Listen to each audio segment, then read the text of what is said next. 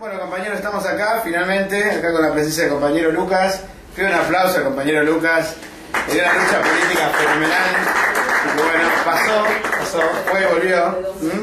Y dio una lucha política inmensa en Bolivia. Nosotros estamos muy orgullosos de la lucha política que ha desarrollado el compañero Lucas, junto a los compañeros de la AMR de Bolivia, de la agrupación marxista revolucionaria, porque realmente es una ocasión, la fundación del IPT en Bolivia, es algo que no pasa todos los días, es una prueba política para una organización, es un desafío político del que hemos tomado en nuestras manos, y el compañero, considero, lo ha desarrollado de forma excepcional, junto a las distintas corrientes de trabajadores, izquierda y demás que en Bolivia se han planteado este desafío, y entiendo que es una tarea política que a los revolucionarios latinoamericanos nos interesa muchísimo, e interesa también, es de interés a los revolucionarios a escala internacional, porque estamos hablando de un desafío político que es cómo hacemos los trabajadores para poner en pie una alternativa frente al agotamiento de una variante nacionalista como la de Evo Morales, que ha generado una expectativa a escala internacional. Nosotros cuando hacemos esta charla no nos olvidamos, por ejemplo, de los compañeros de las CUP, que ellos miran en Evo Morales una referencia, una alternativa a lo que sería el modelo de Rajoy. No nos olvidamos cuando hacemos esta charla, por ejemplo, el activismo sindicalista de Italia, que mira a América Latina, a Chávez, a Evo, y dice, bueno, otro mundo es posible. Es decir, la referencia, la reflexión sobre la actividad práctica de los revolucionarios en América Latina en relación a estos gobiernos nacionalistas es también una discusión sobre cuál es la alternativa para la bancarrota en el epicentro de la metrópolis. Es decir, cuál es la solución para la izquierda en Europa y también cuál es la solución para la izquierda en Estados Unidos. No nos olvidamos de esta discusión que Chávez votó a Obama y que los trabajadores estadounidenses, cuando van atrás de Obama, también lo hacen diciendo, bueno, si Chávez lo vota, algo bueno va por ahí. Entonces es muy importante para nosotros, como revolucionarios latinoamericanos, como revolucionarios de la semicolonia, discutir la estrategia de la independencia obrera, de la revolución permanente, de la emancipación de la clase obrera frente al nacionalismo, como una clave política para el desarrollo de la vanguardia, a escala latinoamericana y también a escala internacional. Por lo tanto, el desafío que han enfrentado los compañeros es inmenso, e incluso pretende esta charla de alguna manera recuperar teórica y políticamente, actualizar lo que es la lucha política por desarrollar lo que son los Labour Party, lo que son los partidos obreros para que parten de los sindicatos, como una táctica transicional en la construcción del partido revolucionario. Es decir, acompañamos cada paso de los trabajadores delimitando estratégicamente con la burocracia, delimitando el terreno del programa con las formaciones reformistas que pretenden frustrar esta experiencia en una formación que llega a componendas con los partidos burgueses, ya sea tanto lo que puede ser la variante en el Beni, donde hoy tenemos a la CIDOB, a la Central Campesina en acuerdos con la derecha, con Lenz, con la gente de Tuto Quiroga, como eventualmente el propio IPT, que está abierto a la discusión, si va a ser un partido de oposición de izquierda a Evo Morales, es decir, una alternativa, o un complemento que tratará de apuntalar el proceso masista. Me explico lo que acabo de decir, es muy distinto el ángulo, porque reclamarse una oposición de izquierda al gobierno de Evo Morales implica plantearse como alternativa. Bueno, para esa lucha política es que la TPR se hizo presente en Bolivia, nosotros hemos colaborado con los compañeros, acá Lucas lo va a explicar por demás, pero como introducción señalar por lo tanto que entendemos que una vez más el proletariado del altiplano de Bolivia se ha colocado como vanguardia a escala latinoamericana. El proceso que está desarrollando el proletariado boliviano importa la reflexión, por lo tanto, a los argentinos, a los venezolanos, a toda la izquierda que enfrenta al nacionalismo para tener un modelo de acción y al mismo tiempo poder entender los límites de ese proceso para poder abordarlo en términos revolucionarios. O sea, tampoco caer en la apología del IPT, que es otro de los grandes peligros en la discusión. ¿Me explico?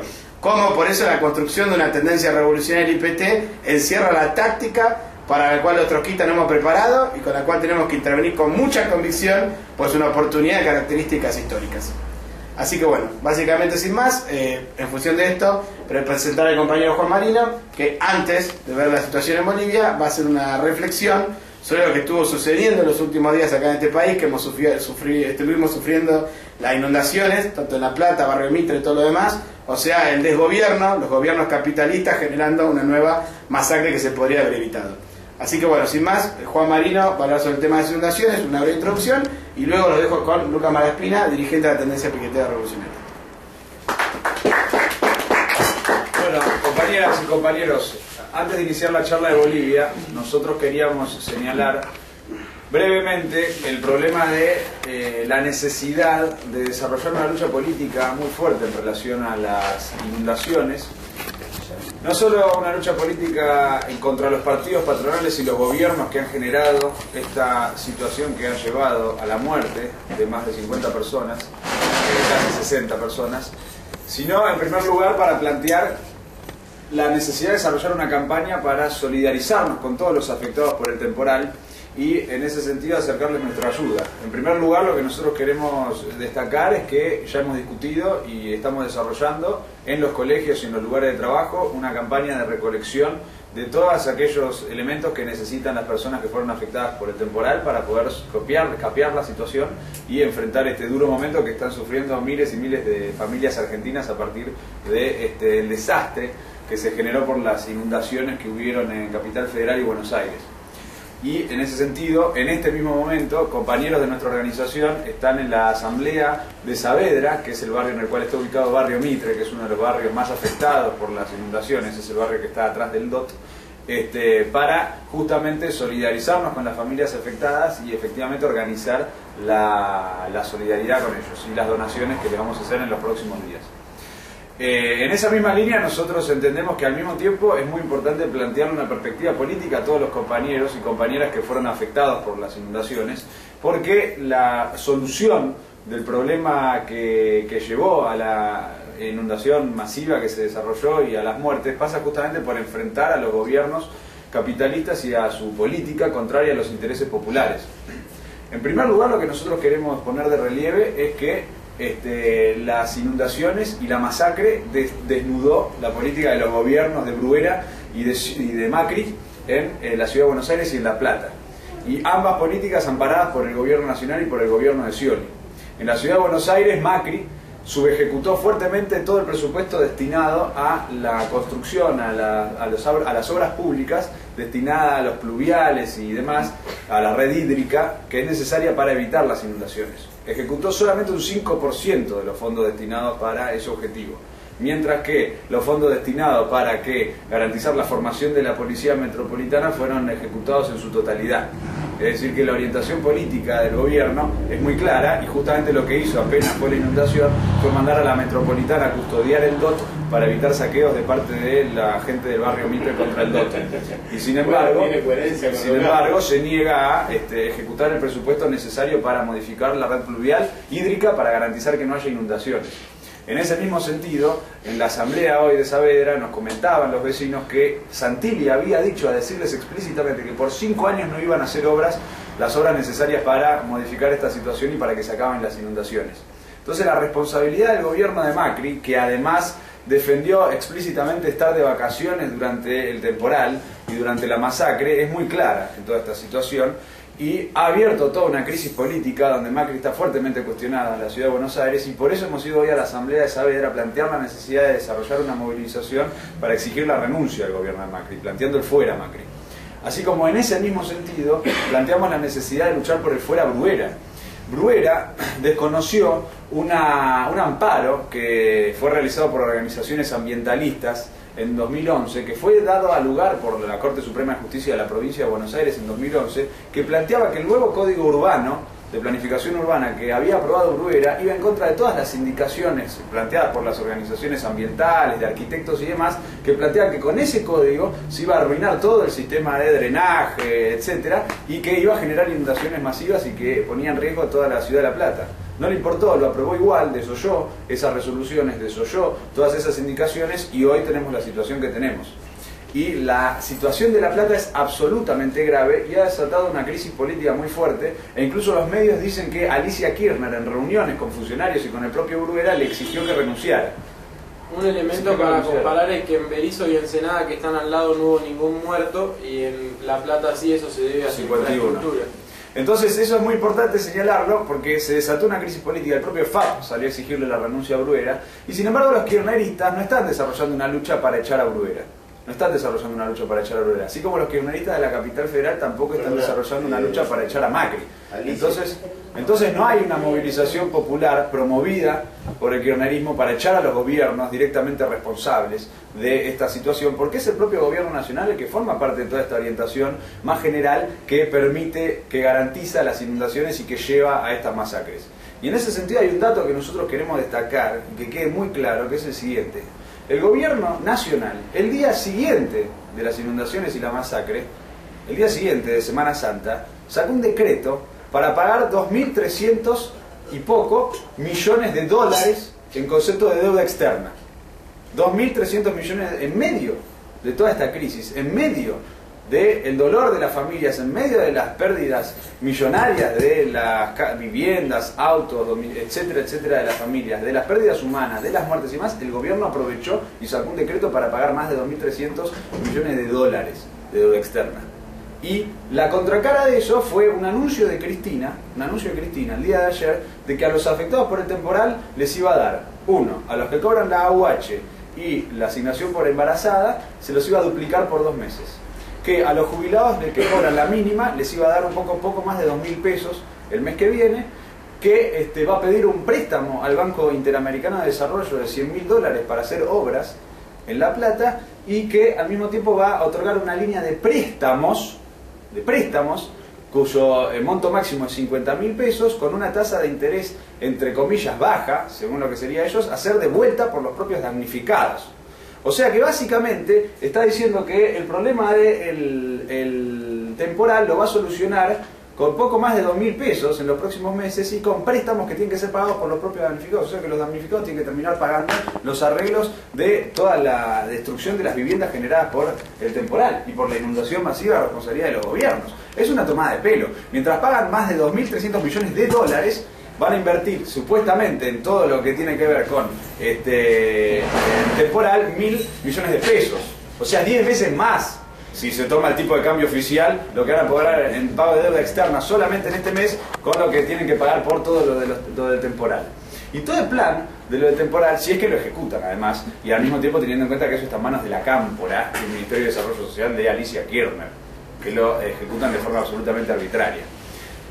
Entonces es muy importante poner de relieve esto, porque la política del gobierno no soluciona la situación de las inundaciones, sino soluciona la situación de los damnificados. Nosotros por eso hoy a la Asamblea, además de ir a plantear fuera Macri, fuera Bruera, estamos yendo a plantear no al pago de la deuda externa,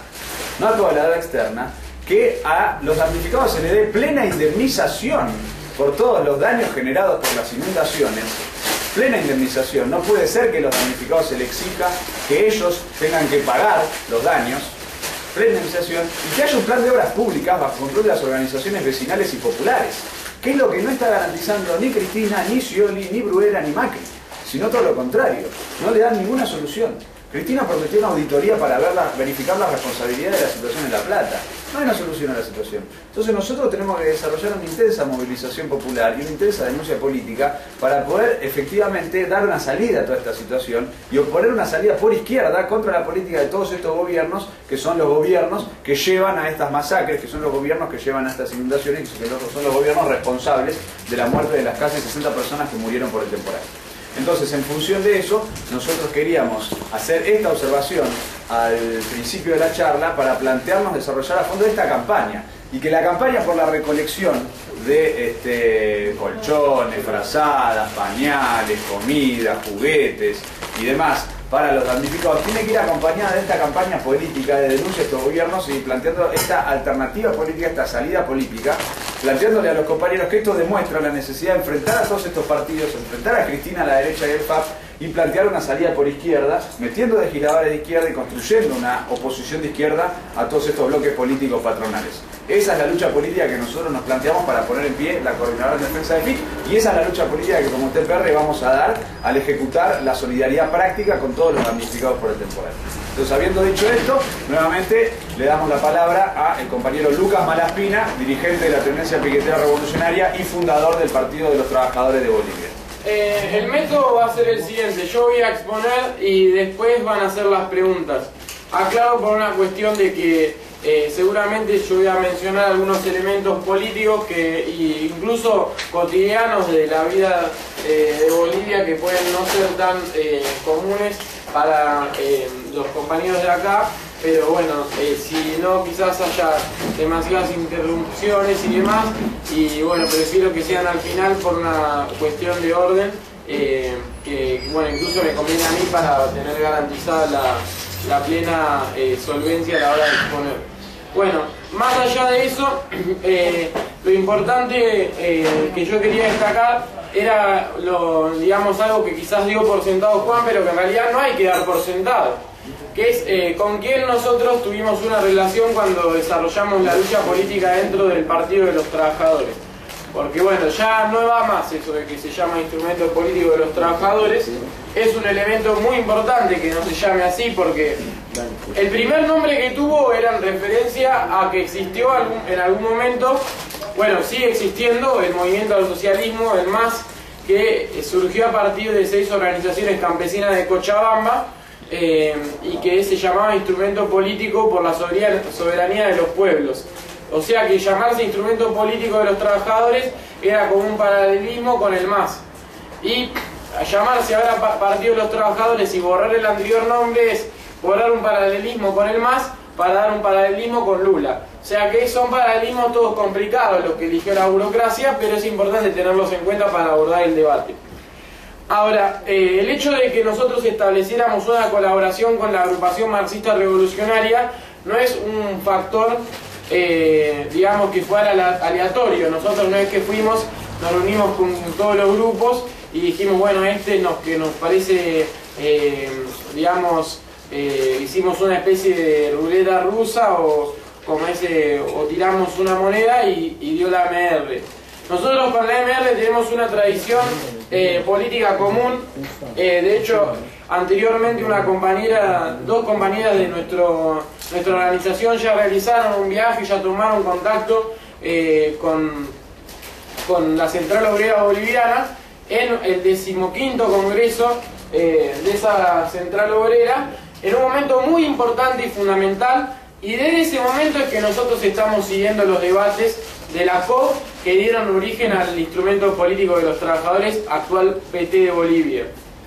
En ese momento, en el 2012, en el verano del 2012, se discutió y se aprobó una tesis política propuesta por los compañeros de la mina Huanuni, que tienen casi 5.000 mineros, mina a la cual yo pude acceder, donde tuvimos una entrevista con un nuevo, digamos, un nuevo ejecutivo, el ejecutivo del sindicato mixto de Huanuni, que en oposición, lo cual también demuestra, digamos, toda la situación política que está viviendo Bolivia, muy contradictoria y muy convulsionada.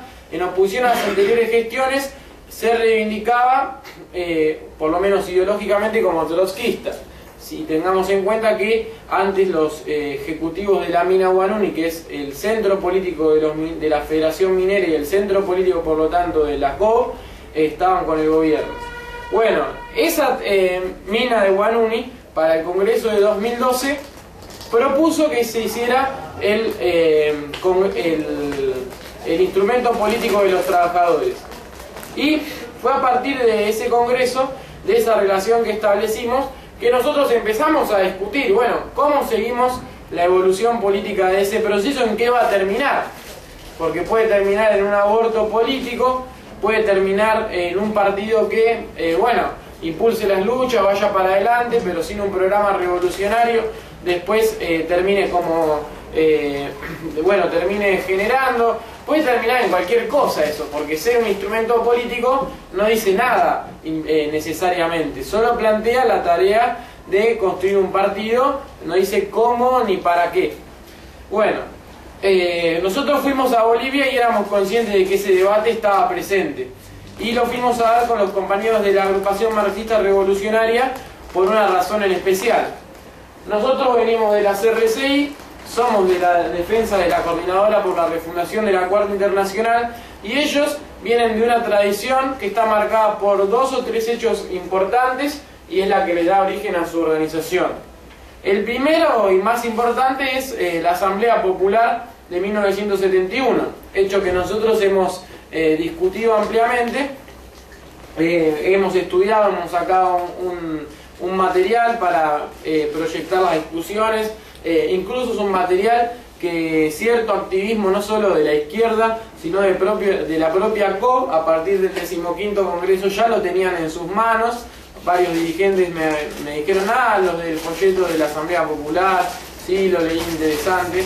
No sé si lo habrán leído porque es bastante extenso, pero lo que sí es seguro es que había un conocimiento y bueno, eso nos permitía a nosotros también, digamos, entender, como decía, de dónde viene la AMR. Y la AMR viene justamente del Partido Obrero Revolucionario. Es decir, existió la tendencia cuarta internacionalista, donde el Partido Obrero de Argentina y el Partido Obrero Revolucionario formaron una organización que daba una lucha por la defensa del balance y de la lucha política trotskista al interior de esta Asamblea Popular. Es decir, por la táctica del Frente Único Antiimperialista en la estrategia de la revolución permanente. Es algo que nos caracteriza y nos delimita de absolutamente todas las corrientes que se reclaman de la Cuarta Internacional. Es decir, incluso para abordar un debate con un kirchnerista, un evo-moralista o, más caro a nosotros, un chavista, porque reconocemos que fuimos nosotros la única organización como parte del Partido Obrero que apoyó el golpe militar de Chávez, desde el punto de vista de los trotskistas, por considerarlo progresivo contra el gobierno imperialista que existió en ese momento.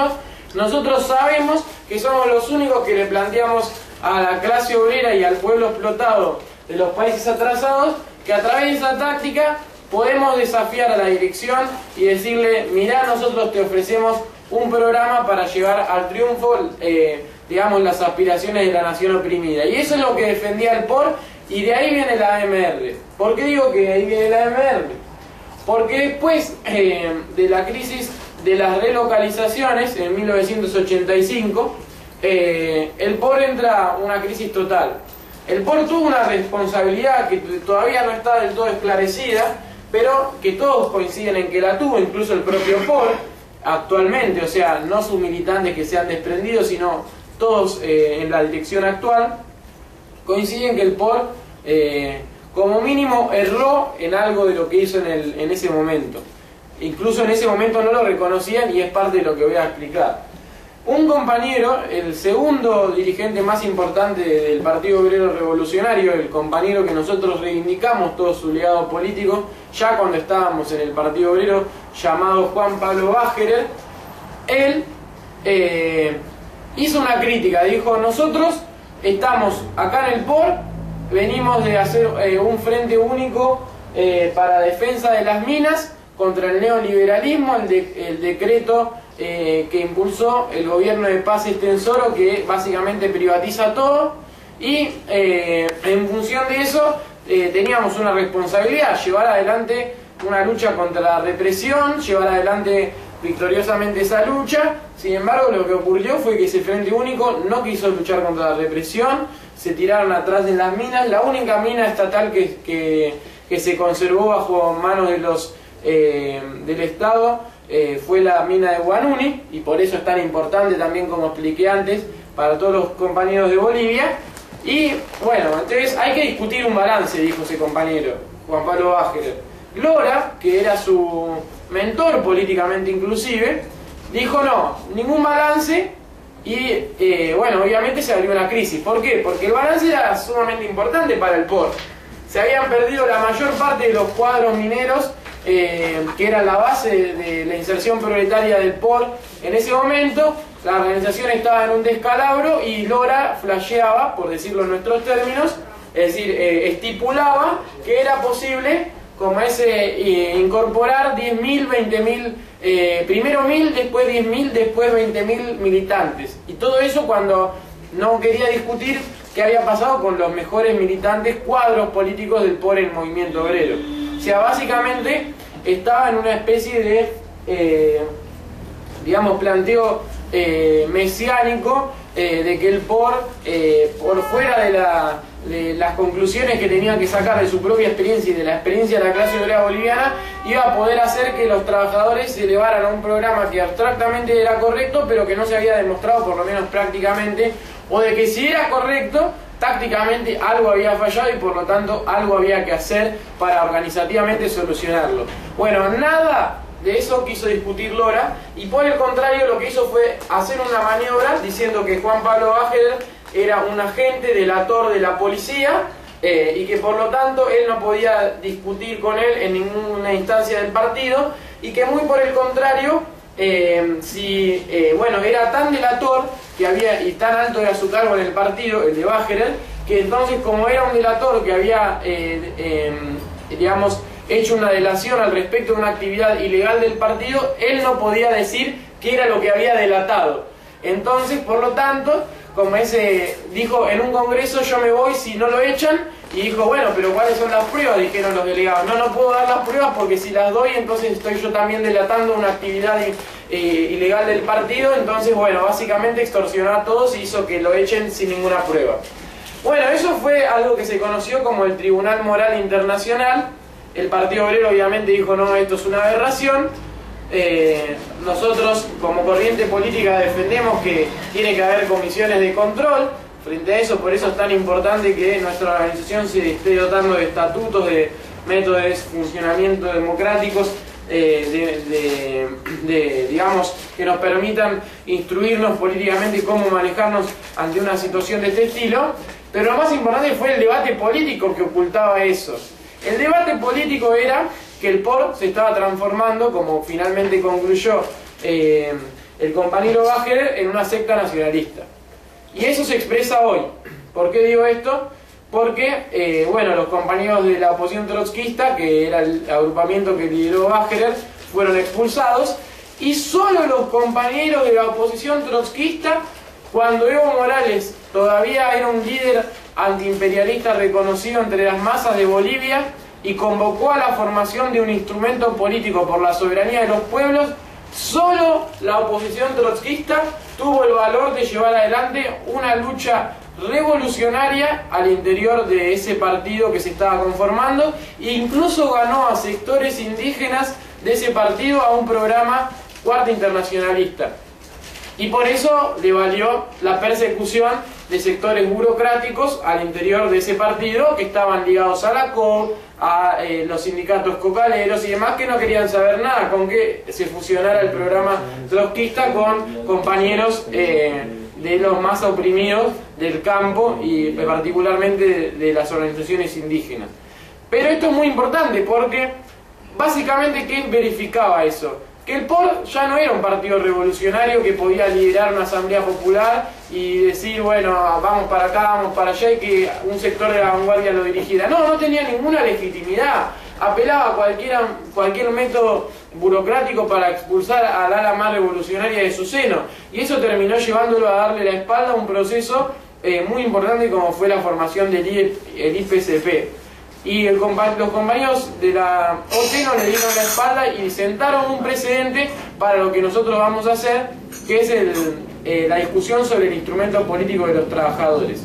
Naturalmente, el que terminó un partido como el de Evo Morales, que expulsó no solo a los trotskistas, sino a un montón de líderes campesinos revolucionarios, combativos, y que negó totalmente la inserción de ese IPCP en la clase obrera como tal, sino que solamente incorporó a sus aliados a la burocracia de la OCOP y terminó lo que termina ahora, que es lo que vamos a ver. Pero nosotros reivindicamos ese método que tuvo Bacherer de ir a intervenir y no ser un sectario que dice, no, esos son indígenas, no nos importan, no, yo soy del Partido Revolucionario, no nos importan, y demás. Porque la tarea del Partido Revolucionario es lo principal que está planteado hoy en Bolivia. Y con esto paso al punto de qué pasó, qué pasó desde la OT hasta la MR. Esto es un punto de balance fundamental para nosotros. Nosotros nos cansamos de repetir, en realidad no nos cansamos porque lo vamos a seguir repitiendo con mucho orgullo siempre, que el Partido Obrero y nosotros como tales reivindicamos el voto en el 2005 por Evo Morales y el MAS. Y esto es una diferencia incluso muy importante con la MR y con toda la izquierda boliviana en su conjunto. Empezando por el POR, siguiendo por la LORSI, que son adheridos al PTS de acá, y después con otros grupos y agrupamientos del estilo, y con la propia burocracia de Jaime Solares, que es como, digamos, el sector más izquierdista, perteneció en algún momento al POR Combate, que es una fracción mandelista que existió en los 80 del POR, etc. Bueno, toda la izquierda estuvo en contra de votar a Evo Morales. Ahora, ¿qué pasaba en el 2005? No existía ninguna alternativa para enfrentar al imperialismo. Tuto Quiroga es hoy día un conferencista del Instituto Millennium. El Instituto Millennium es un grupo de operadores políticos del imperialismo a nivel mundial. Nosotros no podemos ser, digamos, abstencionistas frente a que había un cuadro de desvío de una situación revolucionaria donde Evo Morales había operado para, junto con Solares, esto es muy importante porque toda la izquierda trotskista como ese de Bolivia estaba diciendo no, porque Solares tendría que hacer un partido y nosotros iríamos con él, pero él no lo hace, o qué pasa, no lo está pudiendo hacer. Bueno, todo orbitaba si Solares lo hace o no lo hace. Pero Solares también, junto con Evo Morales, habían estado después de Charagoni, que era como su de la Rúa, por decirlo así, después de Charagoni, a favor, tanto Evo como Solares, de que asuma el vicepresidente Carlos Mesa Gisbert, que es el mismo que siempre está operando a favor de la cuestión del mar, que él no lo hace porque quiera el mar para Bolivia, sino porque es un operador de algo así que serían como, bueno, han escuchado la expresión de los brasilguayos, que son los brasileños que llevan la soja más allá de la frontera con Paraguay. Bueno, existirían algo así, pero de Bolivia. Bueno, ¿por qué quieren ahora remover esa cuestión? Bueno, por esa misma razón, en Bolivia también hay una zona muy importante del oriente que está copada por la soja, que está en manos de empresarios de Brasil. Y bueno, y de hecho ahora Carlos Mesa volvió a la palestra política de la mano de Evo Morales, porque Evo Morales quiere meterlo del TIPNIS, porque quiere que llegue los negocios de Brasil a través de esa carretera. Si no es por el TIPNIS, quiera que sea por el mar, pero sea como sea, él quiere hacerle un favor a Dilma y a Lula para que le puedan favorecer esos intereses comerciales. Pero bueno, entonces, a lo que iba con esto es lo siguiente. Tanto Solares como Evo quisieron boicotear una salida revolucionaria en el 2005. Ahora, eso no los convertía a los dos en absolutamente contrarrevolucionarios. Eran contrarrevolucionarios por su política, pero no eran absolutamente contrarrevolucionarios. No era lo mismo Tuto Quiroga que dos tipos que destruyen la movilización desde adentro. Y Solares no se presentó. No se podía presentar, no tenía la personería, no tenía un partido, no tenía nada. El que sí tenía era Evo Morales. Y entonces nosotros decidimos decir, vamos a apoyar a Evo Morales contra Tuto Quiroga. Porque si apoyamos a Evo Morales y se abre un curso político de aplastamiento de la derecha, entonces podemos discutir en mejores condiciones cómo llevamos adelante un proceso nacional victorioso. Que no va a ser claramente, en nuestra perspectiva trotskista, de la mano de Evo Morales, pero sí va a ser totalmente en contra de Tuto Quiroga. Así que eso no lo íbamos a discutir, es un presupuesto básico del Frente Único Antiimperialista. Y bueno, estos grupos, muchos de estos sectas incurables, no quisieron verlo, como la LORSI, adheridos al PTS, y dijeron no lo vamos a hacer. Y otros compañeros como la MR, que reivindican en sus materiales actuales la táctica del Frente Único Antiimperialista, no estuvieron de acuerdo igual en votarlo. De todos modos, con ellos tenemos toda una trayectoria de trabajo político en común que es diferente. Por ejemplo, así lo ha sido cuando la derecha ha atacado a Evo Morales y tratando de destituirlo en una actitud claramente golpista que nosotros repudiamos, y en ese momento el Partido Obrero del que éramos parte y la MR han hecho una serie de charlas y conferencias por distintas regiones de Bolivia explicando que nosotros no estábamos a favor de esos revocatorios que iban a terminar básicamente en una destitución de Evo Morales, y que estábamos a favor de que Evo Morales siga siendo el presidente y en contra de que se haga ese revocatorio nefasto, que en realidad era una concesión a la derecha, porque poner en discusión a la presidencia por fuera de de las aspiraciones de las masas, cuando las aspiraciones de las masas son la reforma agraria, la nacionalización del petróleo bajo control obrero y unas cuantas más, es claramente una política de la derecha. Pero bueno, en ese marco es entonces que a nosotros nos interesa discutir políticamente la situación en la cual nosotros llegamos a Bolivia. Porque nosotros no llegamos a hacer un trabajo con la AMR, como decía, sobre cualquier base. Fuimos a reconstituir políticamente este vínculo que se quebró, porque la AMR sería básicamente el grupo de compañeros que quedaron después de que la oposición trotskista dejó de existir. La oposición trotskista dejó de existir porque habían compañeros que estaban a favor de hacer lo que nosotros decíamos, o sea, votar a Evo, otros no estaban de acuerdo, otros no sabían qué hacer, se disolvió. Pero está toda esta tradición común, y si no se mantiene esa tradición común, básicamente lo que estamos diciendo es que se está liquidando años y años y años y años de, digamos, conclusiones históricas, y eso es lo que nosotros quisimos reconstruir ante todo. El segundo punto, que es fundamental a la hora de hacer estas consideraciones, es decir, bueno, ¿qué pasó en el gobierno de Evo Morales? Es decir, ¿qué justifica que vos estabas, incluso en un momento evaluaste estar en su partido, te echaron, después lo llamaste a votar, consideraste que la ampliación del campo del nacionalismo burgués dentro del continente, si bien vos no sos nacionalista burgués, eso te permitiría a vos confrontar en mejores condiciones con el imperialismo? ¿Qué pasó ahora que estás haciendo un partido que es para hacer la oposición de izquierda de Evo Morales? Bueno, la discusión se fue procesando por medio de la experiencia práctica, no fue otra cosa. O sea, nosotros naturalmente, cuando lo llamamos a votar, no teníamos ninguna expectativa en que Evo Morales iba a hacer la revolución. Yo ya lo dije, incluso su proceso fue más limitado que el de Chávez. Para tener una idea, por ejemplo, él tomó una medida que incluso fue la primera charla que yo fui a un local del Partido Obrero, fue una charla sobre este tema, así que me lo acuerdo perfecto. Era una charla sobre el problema de que Evo Morales había planteado la nacionalización del petróleo en Boca de Pozo. A los 2 meses de que plantea esa medida, que es la primera medida importante de su gobierno, su ministro de hidrocarburos, que era Andrés Solís Rada, y ese ministro que era el que había elaborado esa medida, renuncia diciendo que Evo Morales había pervertido los orígenes y digamos toda la arquitectura política y económica de esa medida para llegar a un acuerdo con el imperialismo. Básicamente Repsol, Petrobras y todos esos.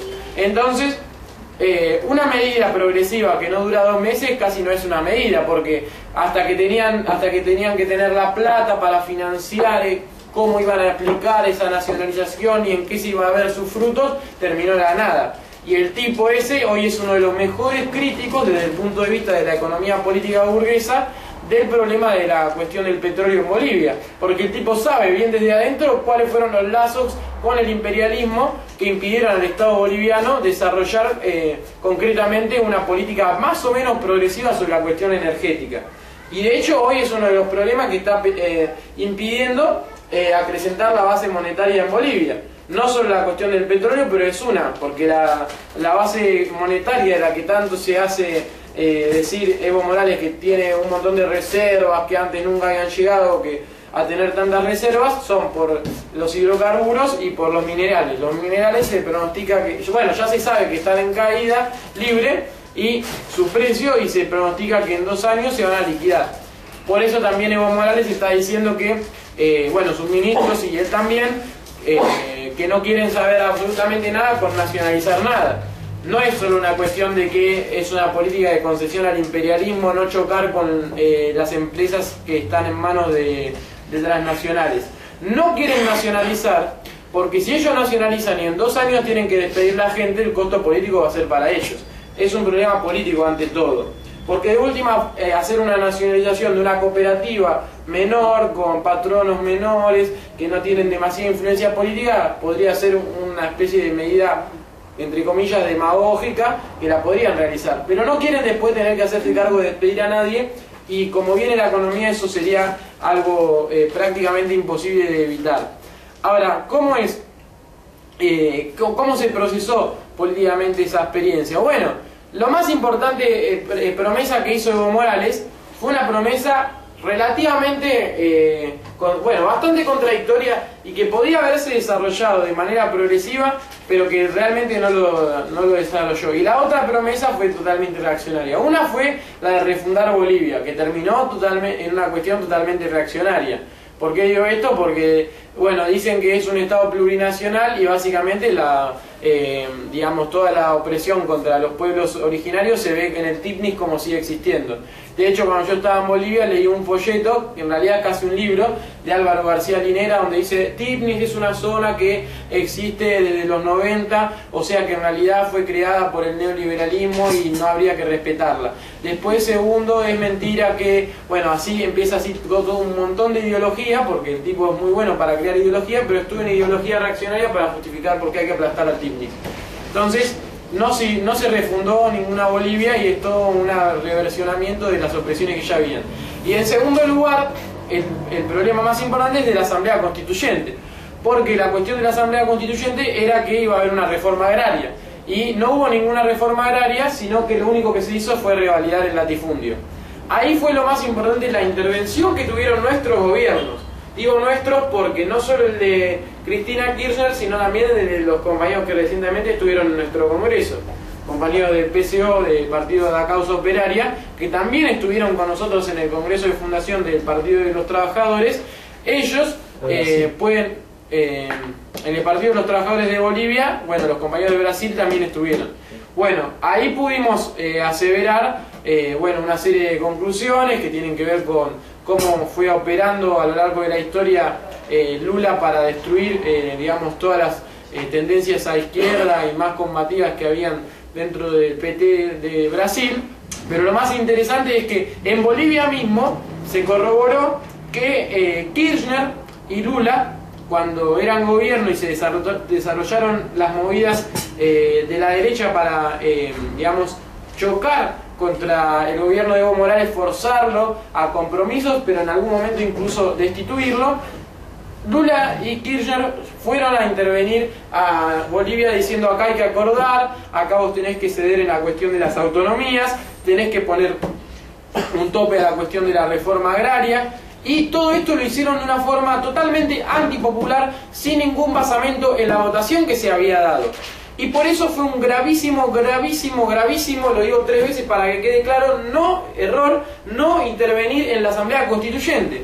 Porque la Asamblea Constituyente había dado por sentado que el MAS tenía la mayoría absoluta, para poder hacer lo que quisiera ahí. No era que tenían una mayoría relativa que les obligaba a acordar algo. La mayoría simple, pero absolutamente tenían la posibilidad de hacer votar algo. No tenían que acordar con un sector para hacer votar algo. Y solo fueron a acordar algo por la presión de los gobiernos proimperialistas. Absolutamente nefasta intervención del Frente Popular de Brasil y del nacionalismo burgués totalmente en decadencia de Néstor Kirchner. Entonces, eso es una conclusión fundamental, y eso por eso que no está satisfecha la cuestión de la tierra, y es por eso también que el gobierno de Evo Morales, a partir de eso ahora, por ejemplo, ha crecido y se ha desarrollado mucho en votos en la zona del oriente. Es decir, ¿por qué? Porque ellos no es que primero, una cuestión muy importante. ¿Acaso alguien se ha explicado por qué no ha sido que la constituyente logró destituir? ¿Por qué en el transcurso de la pelea de la constituyente no se destituyó a Evo Morales? Un punto fundamental fue que antes Evo Morales ya había hecho un acuerdo con los empresarios del petróleo. Entonces los empresarios del petróleo no se la querían jugar a apoyar a los terratenientes. Entonces, era tal la tendencia a la capitulación que las sucesivas capitulaciones le habían impedido a los que querían forzar a una capitulación a Evo congeniarse entre sí. Eso por un lado. Y en segundo lugar, esto se sigue viendo las consecuencias hasta ahora. Porque ahora, por ejemplo, en el oriente de Bolivia se han liberado los agrotóxicos como dije antes, se está impulsando con fuerza la cuestión de hacer una carretera en el TIPNIS, y se está retomando la cuestión del mar, no por una reivindicación nacional de Bolivia, que nosotros apoyamos y llamamos al pueblo chileno y a todos los compañeros revolucionarios y de la izquierda política y sindical de Chile a impulsar esta cuestión, sino porque se quiere pervertir este reclamo para, digamos, llevar adelante un acuerdo eventualmente con, bueno, con Piñera ya no va a poder ser, sino con Bachelet si logra ganar la coalición centroizquierdista. Bueno, llegamos a un punto que es el punto de, digamos, que nosotros vemos que haya justificado, por lo tanto, la intervención nuestra en el Partido de los Trabajadores. Esto es un punto muy sensible y muy caro a nosotros porque hace la caracterización de una situación de conjunto del continente. Nosotros cuando en 2009 vimos que había un golpe de Estado en Honduras, que fuimos los primeros, por lo menos dentro de nuestra organización, pero no sé si recuerdo que en la izquierda se hayan advertido tendencias de ese tipo, estoy casi seguro que no, que señalamos que una situación prerevolucionaria implicaba también esos digamos, deslices fuertes hacia la derecha de la situación política, la probabilidad de convulsiones de ese tipo, como ha sido el golpe en Honduras. Y al mismo tiempo marcábamos que eso no significaba que se cerrara un proceso prerevolucionario, una situación prerevolucionaria. Eso fue un punto, uno de los ejes en nuestro debate con el Partido Obrero, particularmente con la dirección del Partido Obrero y particularmente con uno de sus miembros, que era el encargado de la Comisión Internacional, uno de los encargados de la Comisión Internacional, que fue justo a que me fui a encontrar en Bolivia, Cristian Dahl. Ese tema se vio muy importante, ese debate se vio muy bien reflejado en esta cuestión del Partido de los Trabajadores y nos tiene que llevar a la necesidad de militar más vigorosamente por nuestras conclusiones políticas. Incluso pienso que por un lado sería muy importante en relación a lo del Partido de los Trabajadores que volvamos a, bueno, que reflotemos y editemos la charla anterior donde explicábamos la cuestión de Colquiri y el Partido de los Trabajadores, porque bueno, de hecho fue la vez que nosotros fijamos posición pública sobre este problema, diciendo que estaba la posibilidad de que se abra un cuadro progresivo a partir de esto y que revaloricemos los documentos del compañero Juan Marino sobre esta cuestión. Porque los documentos que nosotros planteamos ahí decían, bueno, no, ¿cómo vamos a decir que se cerró una situación prerevolucionaria? Está pasando esto, que es a derecha, pero también esto forma parte de un cuadro mundial. Y bueno, en Europa las movilizaciones tiraban gobierno, sobre todo en Europa del Este, en la propia Latinoamérica esto no se expresaba todavía en una situación digamos de cierre de las contradicciones entre la burguesía. Al contrario, las contradicciones entre la burguesía anticipaban que por el descalabro económico ellas temían la posibilidad de un resurgir de la lucha de las masas. Y eso fue lo que se empezó a ver justo un año después en Bolivia. Por ejemplo, la